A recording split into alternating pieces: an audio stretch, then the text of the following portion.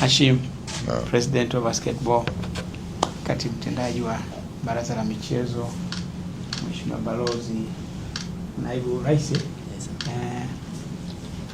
coach na wachezaji. Mimi niko hapa Afrika Kusini kwa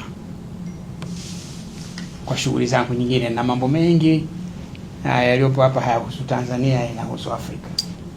Nakuja kuonana na rais wa Afrika Kusini kwa ajili ya mambo hayo. Lakini nilipofika tu balozi akaniambia timu iko hapa.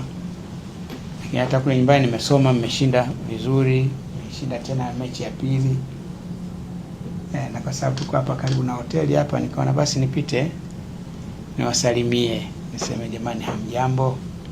Lakini nimefurahi kupata nafasi ya kuwaona.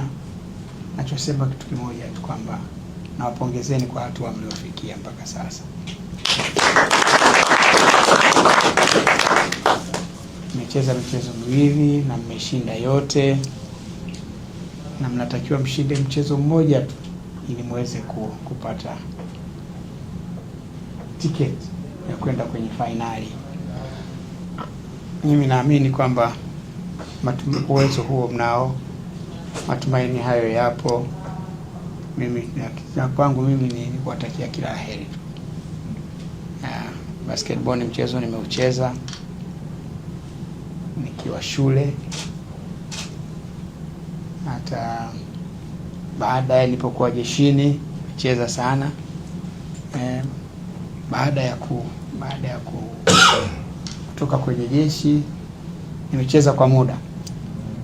Baada hapo kadri umri ulivyokuwa nasogea, nikicheza muda mfupi naona kifua kinajaa upepo. Kaona kwamba nadhani wakati umefika wa kukubali kwamba wakati wangu umekwisha pita. Kwa sasa nimebaki kuwa mshabiki tu na mpenzi. Ndio maana utakuta kwamba hata tulipojenga kile kiwanja pale, sinakisikia ile JK Park pale Kidongo Chekundu, nasikia iko hali mbaya. Originally kwa kweli ilikuwa tumefikia kwa ajili ya football, lakini kwa mapenzi yangu ya basketball tukaweka na basketball court pale. Kwa hiyo ni kuonyesha mapenzi niliyokuwa nayo kwa mchezo huu.